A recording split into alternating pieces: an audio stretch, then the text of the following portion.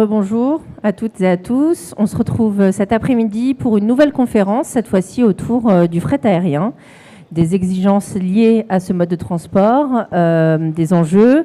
Forcément, on va encore évoquer la décarbonation. Voilà. Et pour nous accompagner sur ce sujet, 4 experts que je vais laisser se présenter à tour de rôle. Donc, je vous laisse dire qui vous êtes, pour qui vous travaillez et quelles sont vos missions au quotidien. Jean-Michel, à vous l'honneur.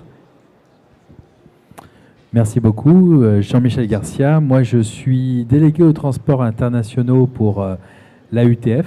L'AUTF, c'est l'association qui représente les chargeurs. Et très rapidement, un chargeur, qu'est-ce que c'est ? Eh bien, c'est une entreprise industrielle ou commerciale qui donc possède la marchandise. Cette marchandise qui peut être soit de la matière première, soit des produits semi-finis, soit des produits finis. Et donc qui utilisent du transport. Et donc nous, on représente les chargeurs donc, dans leur rôle de donneur d'ordre en matière de transport. Voilà, pour faire bref. Et moi, je m'occupe essentiellement de 3 commissions au sein de cette association. La commission maritime, la commission aérienne et la commission douane et commerce international. Bonjour à tous, moi je suis Benoît Thibaudon, je suis directeur innovation, stratégie et transformation de Air France KLM Cargo. Donc Air France KLM, je ne vous présente pas. Et mon rôle dans l'entreprise, c'est de m'occuper des projets informatiques, des projets de transformation pour toute l'activité cargo. Bonjour à tous, Oriane Hernandez, je suis la déléguée aux affaires aériennes et à la sûreté de TLF Overseas. Rapidement, TLF Overseas, c'est une fédération patronale regroupant des entreprises organisatrices de transport international, notamment les commissionnaires et les transitaires de transport aérien, maritime, mais aussi les représentants en douane. On est aujourd'hui composé de plus de 175 entités avec des entreprises de toute taille. Et on se mobilise pour renforcer l'attractivité du site en France et vous assister en cas de questions, d'interrogations sur la réglementation et puis vous aider à avancer en cas d'inquiétude et faire remonter ça au pouvoir public et autorités compétentes. Bonjour à toutes et tous, Olivier Michaud, je suis directeur des opérations cargo pour le groupe WFS en France. Donc WFS, qu'est-ce que c'est ? C'est un sous-traitant de compagnie aérienne, donc c'est le trait d'union entre la compagnie aérienne et les commissionnaires au transport. Merci pour ce tour de table. Alors avant de rentrer dans le vif du sujet, moi ce que j'aimerais c'est qu'on fasse un petit état des lieux de l'état du fret aérien aujourd'hui. Donc, je vais laisser Oriane s'en charger et puis elle sera complétée par Jean-Michel. Merci beaucoup. Alors, pour faire un petit peu, on va dire, une overview de qu'est-ce que le fret aujourd'hui, pourquoi on utilise le fret, je pense qu'il faut déjà indiquer quelles sont les typologies de marchandises dont on a besoin pour le fret. Donc on va principalement utiliser le fret pour, par exemple, les denrées périssables par nature, comme les denrées consommables, les produits pharmaceutiques, etc. Aussi des périssables par destination. Donc là, ça va plus être tout ce qui est journaux, presse, exposition, du matériel, moteur et pièces d'avion. Ensuite, on va avoir les marchandises à forte valeur économique et les produits qui vont être plus fragiles. Donc là, on va parler plus de textiles, de parfums, cosmétiques, joaillerie, industrie du luxe, du matériel électronique, les pièces liées à l'industrie automobile. Et enfin, bien évidemment, les marchandises dangereuses qui sont soumises à une certaine réglementation qu'on ne peut faire transiter que sous certaines conditions. Et bien évidemment, l'interdiction de faire transiter notamment les explosifs. Alors pourquoi on utilise le fret aérien aujourd'hui ? On peut souligner 5 grands points. Le premier, c'est la rapidité, puisque le fret permet utiliser le transport aérien, en tout cas pour faire acheminer le fret sur de longues distances, ça reste aujourd'hui le moyen le plus rapide. C'est pour ça qu'il est à privilégier, surtout pour l'expédition de données périssables. Ensuite, on a en deuxième point la fiabilité, puisque comme les marchandises sont conditionnées dans des containers ou dans avec des dimensions standardisées, le chargement et leur déchargement sont facilités en compagnie aérienne. Ensuite, on a la régularité. puisque les vols assurés par les compagnies aériennes en général sont réguliers et ont lieu 7 jours sur 7, 24 heures sur 24 lorsque cela est possible. Ça permet notamment de planifier pour les entreprises et les transitaires et les commissionnaires de transport au plus près leurs expéditions et la réception des marchandises et de respecter au maximum les délais donnés par leurs clients. Ensuite, on a tout le volet qui est sécurité-sûreté, puisque à chaque point logistique, la marchandise est sous surveillance étroite avec des programmes de sûreté qui sont très surveillés, avec une réglementation qui augmente constamment, avec les règlements européens et la réglementation française des fois qui est plus restrictive que ce que prévoit l'Europe. Et puis, pour finir, une couverture qui est très étendue, puisque le fret aérien permet, comme je le disais tout à l'heure, le transport de marchandises à l'international dans des délais qui sont optimisés et très rapides, avec les incoterms bien évidemment qui sont retenus et qui facilitent encore plus les expéditions. Après, sur l'overview sur les enjeux et les exigences du transport aérien, bien évidemment on va parler de décarbonation, qui est un petit peu le centre des questions qu'on peut se poser au transport aérien aujourd'hui.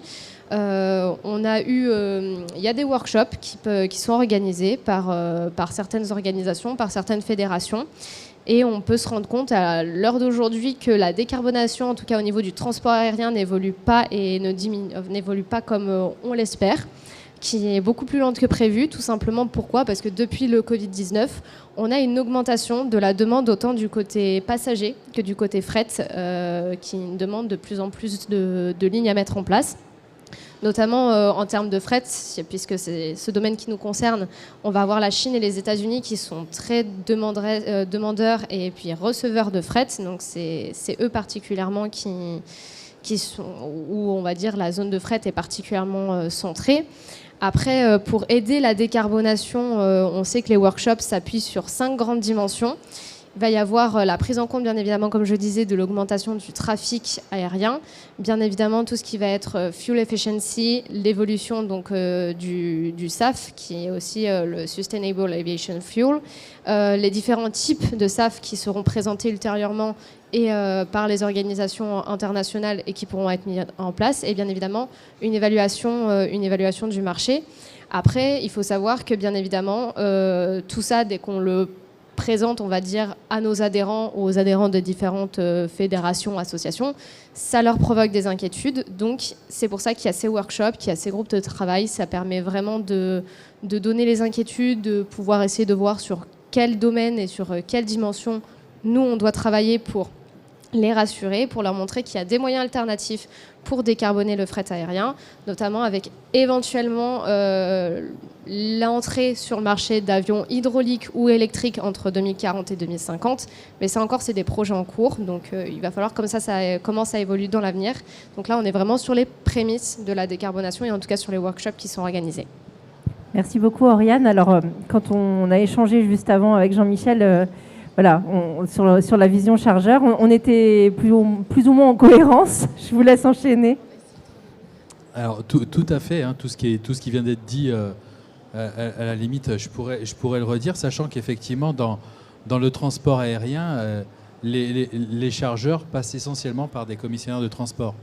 Donc, effectivement, hein, même si on a cette connaissance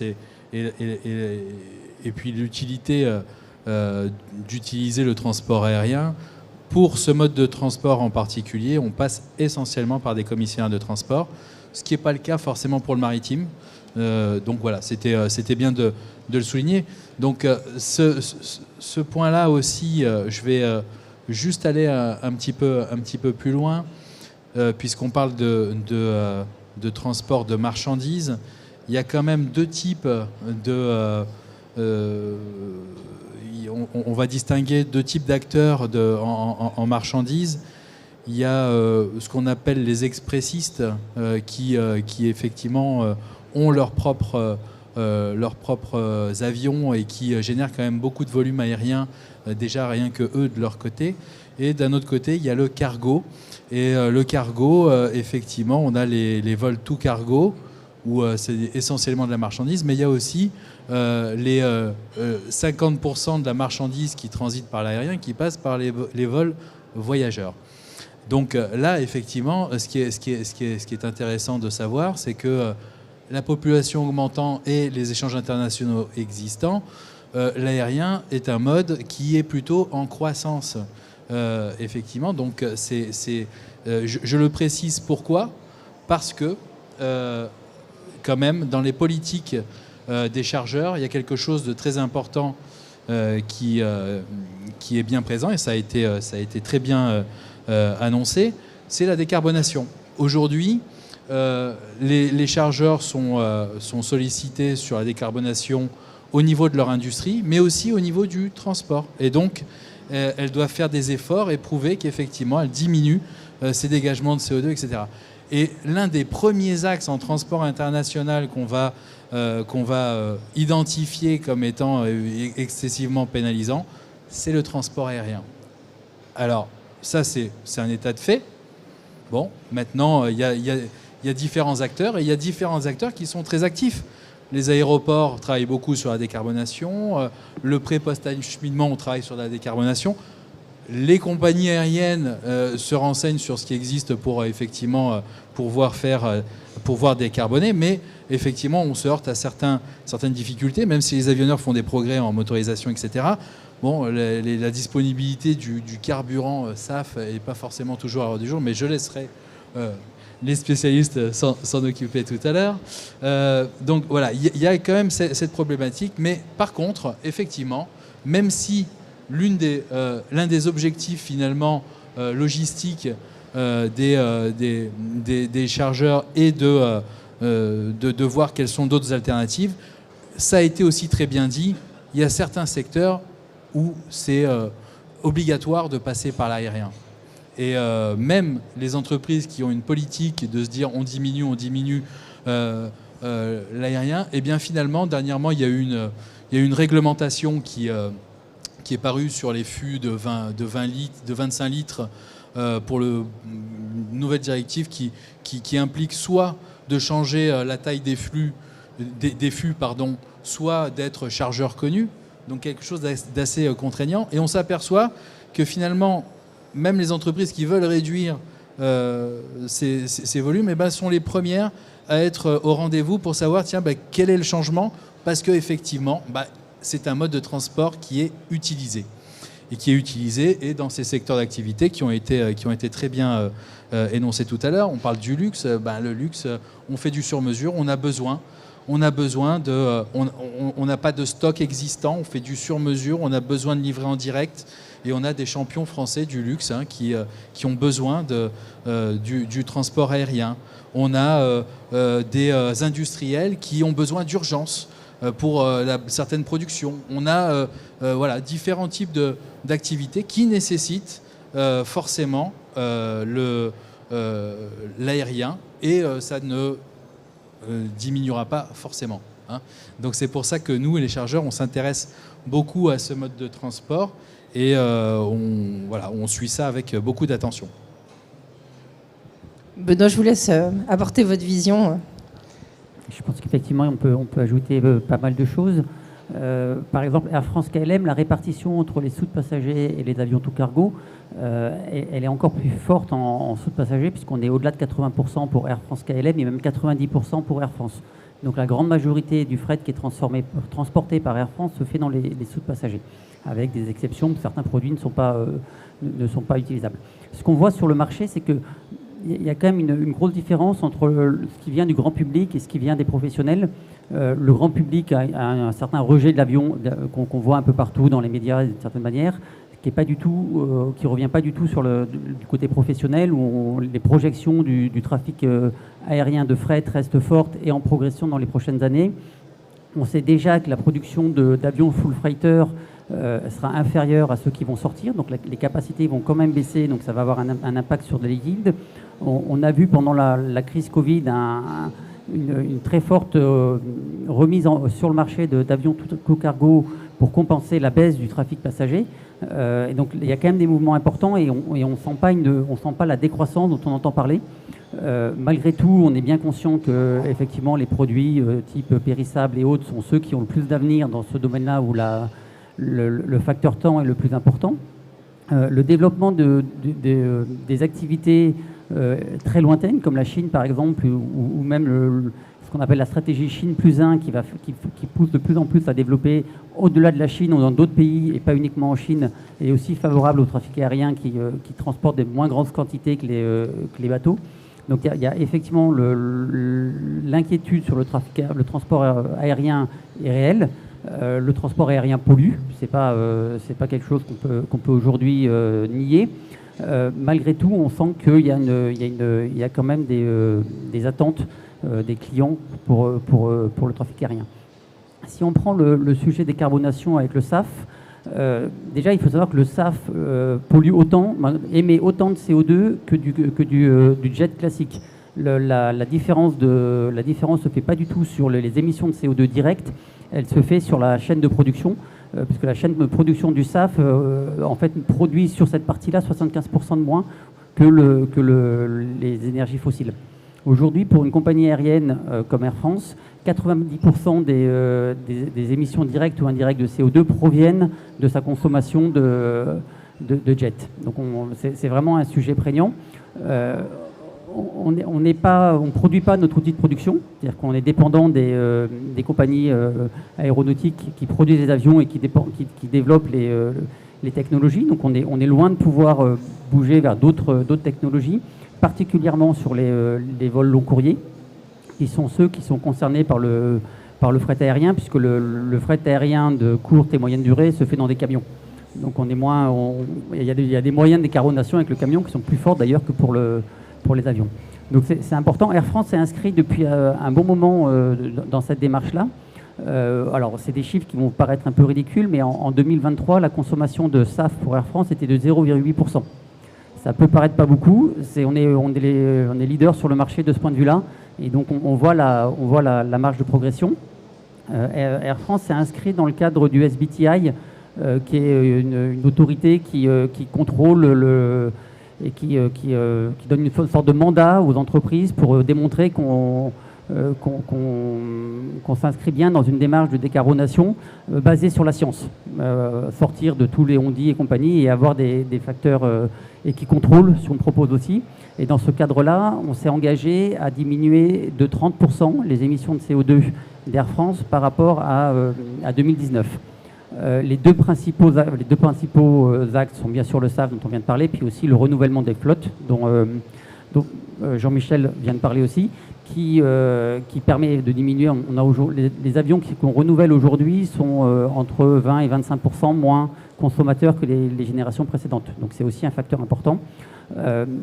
Mais malgré tout, on travaille aussi sur toutes les petites choses, parce qu'on sait que dans ce domaine-là, il faut bien sûr adresser les sujets les plus importants, mais aussi se consacrer à l'électrification des véhicules de piste, à tout ce qu'il y a autour et qui permet aussi de s'améliorer. Olivier, est-ce que vous pouvez nous apporter, vous, votre vision sur les enjeux, sur les priorités pour WFS ?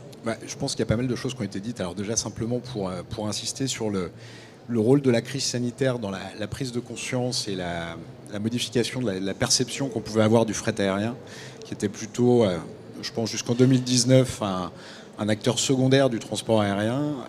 On s'est aperçu, alors quand je dis on, c'est à la fois les compagnies aériennes et les pouvoirs publics, de l'enjeu stratégique que représentait le transport par voie aérienne. On est aujourd'hui là pour être un petit peu sur les chiffres, on revient sur les niveaux pré-Covid, donc sur une volumétrie qui est quasi équivalente à ce qu'on avait sur 2019. On a des modifications à la typologie des flux avec beaucoup d'imports, avec un export qui commence à reprendre des couleurs, mais on est sur ce que je peux observer, entre 20 et 30% au-dessus des chiffres de l'année dernière pour la même période. On a beaucoup plus de freighters, donc il y a une dynamique freighter, et ça effectivement ça a été mentionné, et on a eu ce qu'on a appelé l'ère du tout cargo, avec la mise en place, le retour en force des avions tour cargo, la création notamment, je pense à CMA-CGM qui a créé sa division Air Cargo, qui a investi dans une compagnie aérienne, qui l'a créée. Mais également maintenant du retour avec de la capacité passager, Donc tout ça fait que c'est de l'opportunité pour le secteur. Alors je souhaiterais également mentionner quelque chose, on l'a touché, on a beaucoup parlé de la décarbonisation de la consommation en carburant, etc. Il faut savoir que lorsqu'on parle de fret aérien, on parle de fret qui est transporté dans le cadre d'une lettre de transporteur aérien.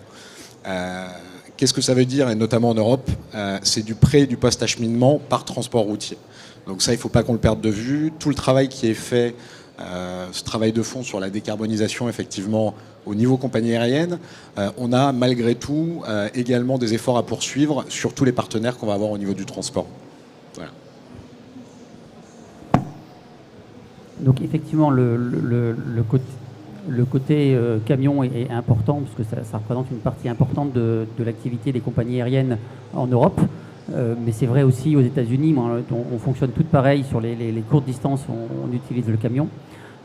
Et c'est vrai que c'est un axe sur lequel on a moins d'impact en tant que compagnie aérienne. On choisit nos transporteurs, mais on n'a pas forcément une offre de ce point de vue-là qui est pléthorique.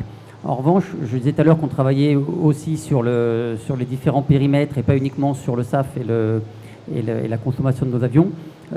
On travaille aussi sur les différents scopes, scope 1, scope 2, scope 3, et le scope 3 étant celui de nos fournisseurs.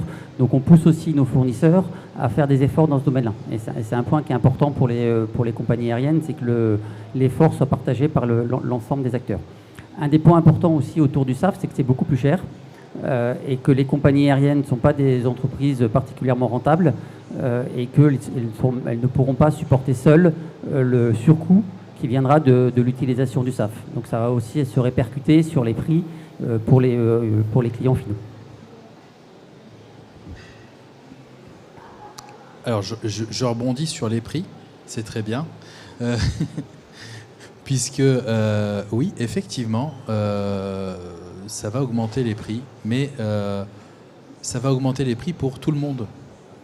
Parce qu'en fait, on a des directives européennes, on a une réglementation qui va devenir internationale sur ces sujets-là. Aujourd'hui, on a des objectifs, je crois, on est autour de 1 ou 2% de SAF au niveau européen et un petit peu moins, je crois, en France, ou quelque chose comme ça. Non, je crois que la France est au-dessus de l'Europe. La France est au-dessus de l'Europe. L'Europe doit être à 1 et on doit être à 2%, quelque chose comme ça.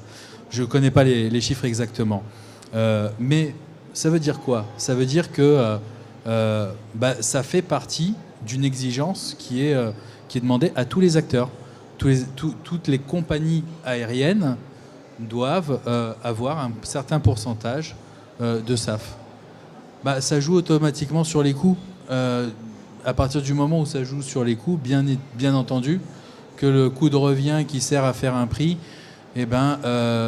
augmente. Et donc, effectivement, au bout du compte, on va s'apercevoir que peut-être le prix qu'on paye aujourd'hui et que les voyageurs payent aujourd'hui pour faire au risque de vous paraître désagréable, mais peut-être que ça ne coûte pas suffisamment cher l'aérien pour que je parle pour les voyageurs, attention, pour que effectivement on se dise attention, est-ce que je dois prendre de l'aérien ou pas de l'aérien, etc. Voilà, il y a des questions qui se posent réellement autour de ça, et peut-être que on va atteindre le prix collégialement du bon prix qui doit être pratiqué en aérien. Il y a un souci lorsqu'il y a un déséquilibre de concurrence, mais lorsque c'est la règle et que tout le monde paye la même chose, ça pose moins de problèmes. Voilà, ça c'est un point, je pense. Tout à fait, ça c'est pour le point prix et bien évidemment. Il y a aussi un sujet autour du SAF qui est la disponibilité. Aujourd'hui, les chaînes de production ne sont pas suffisantes pour alimenter tout le monde. Et donc il y a un peu une compétition. Un des points importants pour les compagnies aériennes, notamment Air France, c'est qu'on s'interdit d'acheter du SAF qui soit en compétition avec les marchés alimentaires ou qui proviennent de la déforestation. Comme une partie du SAF provient soit de la déforestation, soit de la biomasse, soit de la capture de CO2. on pourrait rentrer en compétition avec les chaînes alimentaires, ce qu'on se refuse. Et donc l'UE a mis en place des certificats. Et le SAF qu'on achète peut avoir ou ne pas avoir certificat. Et pour nous, quoi qu'il arrive, c'est un élément important d'acheter du SAF avec ce type de certificat. Air France investit aussi dans la production, puisque c'est aussi un moyen de sécuriser sa chaîne d'alimentation, c'est d'investir dedans. Et l'objectif qu'on a pour 2030, c'est 10% de SAF. Donc c'est 10 fois plus de 10 fois plus de ce qu'on a aujourd'hui. Donc c'est une forte progression dans les prochaines années et effectivement avec un impact très fort sur le coût. Et d'ailleurs, je précise qu'à 2050, l'objectif qui est annoncé par IATA sur la décarbonation de l'aérien, je crois que 65% de l'effort de décarbonation vient du SAF. Donc c'est quand même que le SAF, c'est pas quelque chose à mettre de côté. C'est vraiment un sujet où, pour avoir parlé à différents acteurs producteurs de SAF, puisque comme la UTF c'est les chargeurs, certains chargeurs sont producteurs aussi de ce type de carburant.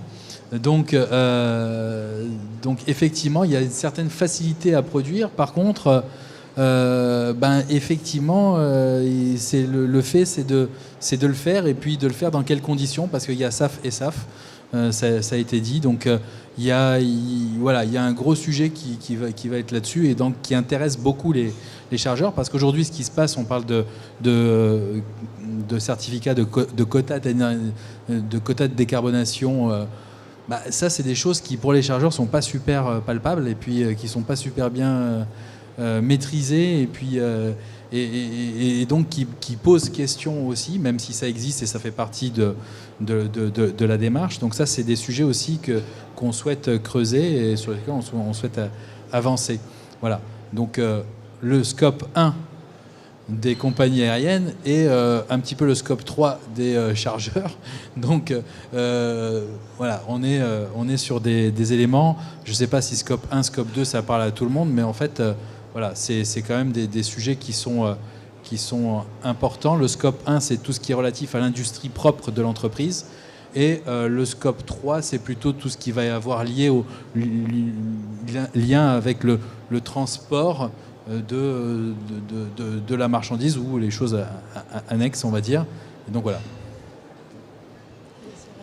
Après, ce qu'il ne faut pas aussi oublier dans le cadre de la décarbonation, en tout cas du fret aérien, c'est que toutes les compagnies ne sont pas de la même taille, tout le monde n'avance pas aussi vite et n'avance pas de la même façon. C'est-à-dire que ce qui retarde aussi les objectifs qui sont prévus pour 2050, c'est pas forcément que les compagnies aériennes, on va dire, mettent de la mauvaise foi dans le fait d'intégrer le SAF dans leur manière de faire.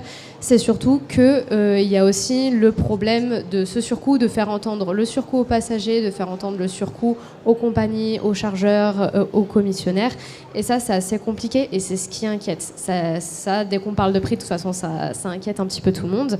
Mais voilà, donc il faut après que les instances travaillent ensemble pour aider à homogénéiser l'installation du SAF dans toutes les compagnies, que tout le monde essaye d'avancer au même rythme pour pouvoir atteindre au mieux les objectifs. Après, de ce qu'on a pu entendre, l'option zéro carbone pour 2050, ce sera très compliqué, voire même impossible à atteindre. Ils essayent de fixer un seuil entre 30 et 24%, en tout cas qui ne reste plus que 30 à 24% on va dire de carbonation, d'émissions carbone. Après, voilà, comment ça va se passer dans l'avenir. Ils sont en train de mettre en place plein de projets. Il faudra voir si ça peut voir le jour ou pas.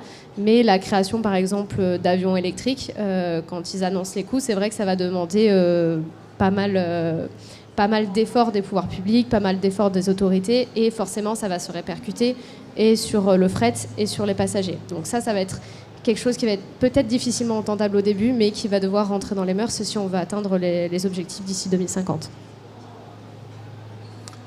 Alors, je reboucle un petit peu aussi pour sortir peut-être un petit peu de la partie décarbonation, qui reste quand même l'objectif principal pour un chargeur qui se pose une question sur son scope 3. Mais je reviens sur ce qui a été dit en introduction. sur le fait que ce mode de transport donne quand même certains avantages en termes de délai. Et cette notion de délai est très importante, puisque lorsque on a des problématiques de stock, parce que ce qu'on produit c'est vraiment exceptionnel, parce que c'est urgent, parce qu'il n'y a pas d'autre façon de le transporter, hein. Je fais juste un petit parallèle. Le maritime, Asie, Europe, c'est un bon mois. En aérien, c'est un jour, c'est un jour et demi, avec tout ce qu'il y a à traiter autour. Donc on n'est pas dans les mêmes, délais. Alors c'est pas les mêmes coûts non plus, attention, mais on n'est pas dans les mêmes délais. Donc c'est vraiment propre à certains types de produits. Et voilà, ça, ça, je pense que c'est important de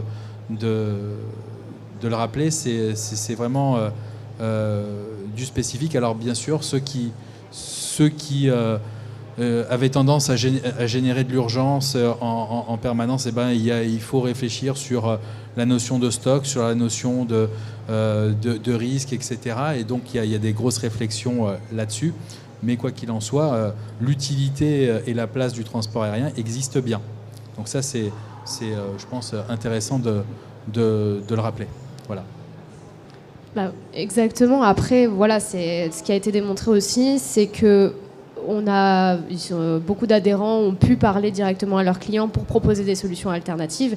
Et c'est vrai qu'en termes de délai, il y a beaucoup de leurs clients qui ont dit non, nous on ne veut pas passer par le maritime, on ne veut pas passer par d'autres moyens de transport, parce que l'aérien reste aujourd'hui le moyen le plus rapide de transporter une marchandise d'une destination A à une destination B. Surtout quand on parle d'AOG, de fret express, etc. Ça reste encore le moyen le plus rapide. Donc c'est vrai aussi que c'est du mal à faire rentrer dans l'esprit des clients qu'il y a d'autres possibilités qui n'ont pas les mêmes prix, bien évidemment. Mais voilà, eux, ils cherchent vraiment l'efficacité et la rapidité, et donc ils vont penser au transport aérien. Après, il faut penser qu'on le diabolise un petit peu, mais ça ne représente pas la majorité des émissions carbone qu'on a aujourd'hui sur la planète. Donc il y a certes cette exigence des organisations internationales de nous faire décarboniser l'aérien, mais il ne faut pas oublier qu'il n'y a pas uniquement ce domaine-là et qu'on représente qu'une petite partie, en fait, au final, des émissions carbone. Donc voilà, il y a aussi tout ça à faire rentrer dans les têtes des clients, à prendre en compte dans l'étude globale de la décarbonation. Et ça, c'est assez important. Mais il est probable effectivement qu'il y ait aussi une évolution dans les produits. Aujourd'hui, une bonne partie du fret aérien concerne encore des produits dits classiques, ce qu'on appelle le General Cargo. Probablement dans l'avenir, ça va beaucoup plus se développer sur des produits spécialisés comme les produits Secure, ou les produits pharma ou les périssables. Donc il faut aussi qu'en tant que compagnie aérienne, on soit capable d'adapter nos moyens de production en tenant compte de cette évolution du marché et du fait que les volumes vont probablement changer aussi. Merci, parce que là, effectivement, il y a un point essentiel dans les attentes, c'est effectivement la température dirigée, l'information, où est la marchandise, à quel endroit, etc. Tout cet aspect sécurisation qui est très importante, notamment pour le pharma. Hein, on est sur des sujets ou des produits sensibles, hein, la chimie, etc. Donc là, on est effectivement sur des sujets sensibles, et la sécurité, effectivement, sécurité même alimentaire, comme ça a été dit aussi. Donc tous ces sujets-là sont très importants. Et aujourd'hui, on constate encore, c'est mes adhérents, c'est pas moi, je ne suis qu'un vecteur de parole, hein, qui constate quand même certains écarts encore sur ces sujets-là. Alors, on travaille aussi beaucoup effectivement sur la digitalisation. Un des intérêts de la digitalisation, c'est d'apporter de la transparence. Donc, on digitalise au maximum tous nos process. On remplace les LTA, les lettres de transport aérien, par des versions dématérialisées. Mais surtout, on place des trackers dans nos colis. Nos clients le font aussi, d'ailleurs, sans forcément nous le dire. Avec quelques règles de sécurité pas forcément respectées, puisqu'un tracker émet des ondes, et dans un avion on essaye de vérifier ce qui est émis pour qu'il n'y ait pas de perturbation des appareils. Mais quoi qu'il arrive, développer cette notion de traçabilité, de transmission, de transparence vis-à-vis de nos clients est important. Pour les compagnies aériennes, ce qui est aussi important vis-à-vis de la digitalisation, c'est l'aspect efficacité. Les compagnies aériennes ne sont pas des entreprises philanthropiques, donc elles ont besoin de gagner de l'argent. Et donc, rechercher de l'efficacité, et la digitalisation permet de gagner l'efficacité au bénéfice des clients, mais aussi au bénéfice des entreprises. Donc, une entreprise comme Air France KLM développe beaucoup de programmes de digitalisation. À titre d'exemple, on a aujourd'hui sur la partie relation client et sur la partie vente, il y a 85% des réservations qui sont faites sur Air France KLM qui sont faites en ligne. C'était beaucoup moins, c'était je crois 2 fois moins il y a 5 ans. Donc il y a un vrai développement qui offre aux clients, avec toujours la possibilité bien sûr d'avoir des services clients qui peuvent répondre au téléphone ou autre. Mais malgré tout, on se rend compte que quand on met à disposition des outils digitaux efficaces, les clients y adhèrent. Donc c'est aussi un moyen de répondre aux attentes de nos clients de ce point de vue-là. Les Olivier. Oui, il y a beaucoup de choses là encore qui ont été dites. Juste un premier point sur le fret maritime et ce qui a été observé encore une fois depuis la phase Covid, c'est malgré tout un transfert du fret maritime vers l'aérien. On le constate, alors celui-ci on le constate, et on le voit malgré tout, et on le voit sur le tonnage. C'est-à-dire que concrètement, le fret est beaucoup plus volumineux. On a aujourd'hui des temps d'acheminement qui sont plus importants que ce qu'ils n'étaient. Donc on a effectivement cet effet. Alors en ce moment il y a l'effet mer rouge, donc ça c'est encore un facteur supplémentaire. Mais en tout cas pour nous, agents de handling, c'est aussi quelque chose qui est dimensionnant par rapport à nos exploitations et qu'il va falloir qu'on anticipe. Je pense que là c'est plutôt conjoncturel, mais malgré tout c'est quelque chose qui peut poser quelques problématiques opérationnelles. Sur la digitalisation, donc vous l'avez dit, hein, on a effectivement besoin, ça répond aux attentes de nos clients, la disponibilité en temps réel de la donnée. Je pense qu'il y a effectivement les enjeux de productivité. Un agent de handling, c'est un industriel finalement. Donc nous, ça nous permet d'éviter de la capture manuelle. Qui dit réduire la capture manuelle, forcément réduire le nombre d'opérateurs nécessaires pour cette capture. C'est également un outil de pilotage en temps réel, donc vraiment du pilotage tactique des exploitations. Pour nous, on développe au sein de WFS un système, donc pour la faire très simple, c'est un écran projeté dans les magasins qui permet aux opérateurs de suivre en temps réel l'état soit de l'écor, donc sur la phase import, soit de la palettisation pour l'export, et de prioriser en fait en fonction des normes d'engagement qu'on a convenues avec nos compagnies aériennes clientes, et de prioriser en fait les vols en temps réel. Le dernier point, c'est le travail, et on parlait tout à l'heure de projection, de segmentation produits, de produits pharma, etc. C'est vraiment de dégager, de plus être dans le réactif et d'être dans le prospectif, et d'avoir déjà de la donnée qui nous permet d'identifier des tendances plus long terme et qui nous permettent également d'anticiper les besoins de nos compagnies aériennes et de travailler sur l'évolution de nos moyens de production. Il y a plein de sujets. Je vous laisse rebondir une dernière fois et après on garde 1 minute pour des questions. Allez-y Benoît. C'était juste un petit mot sur les événements géopolitiques. Vous avez parlé de la mer Rouge qui a un impact assez fort sur le trafic maritime, mais en même temps il y a la guerre en Ukraine qui a un impact assez fort sur le trafic aérien, puisque l'interdiction de survol de la Russie rallonge les routes aériennes et donc a aussi un impact sur l'efficacité du transport aérien. Alors c'est quelques heures vis-à-vis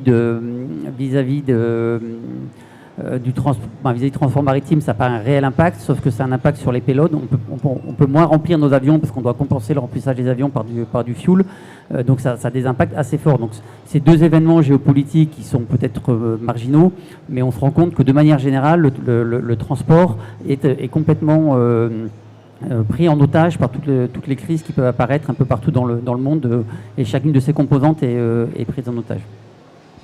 Voilà, et juste, je voulais dire, c'est depuis la Covid, effectivement, quand il y a eu la Covid et les problèmes qu'on a rencontrés sur le maritime, et quand il y a des événements où on rencontre des problèmes sur le maritime et qu'on a besoin d'urgence, effectivement, l'un des modes sur lequel on va, c'est l'aérien, comme le ferroviaire, mais c'est vrai qu'il y a moins de ferroviaire entre certaines destinations. Mais effectivement, c'est pas quelque chose de pérenne, par contre. Une fois que c'est fini, hop, on revient à la normale. Donc je tenais juste à préciser ce point-là.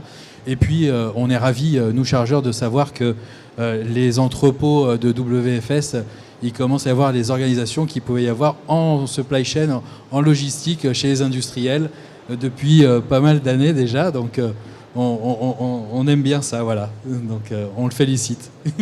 Merci.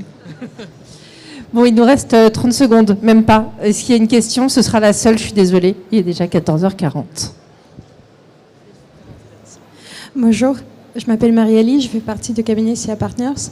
J'ai une question pour vous relative à la décarbonation. Les autres modes de transport demandent beaucoup aux différents États, à la fois en matière de législation ou des aides. Pour décarboner le fret aérien, de quoi auriez-vous besoin si vous aviez une baguette magique? Déjà, peut-être que les États arrêtent de transférer vers le transport aérien ce qu'ils veulent pousser vers les autres domaines. Très clairement, le côté fiscal sur le SAF, par exemple, peut aider. Autrement, j'ai pas de baguette magique. Mais en gros, une forme d'équilibre entre les différents modes de transport pourrait être un bon moyen. Bon, on ne vous sortira pas de baguette magique tout de suite, mais merci à tous les quatre, en tout cas, pour cette conférence, et à très vite pour la suite.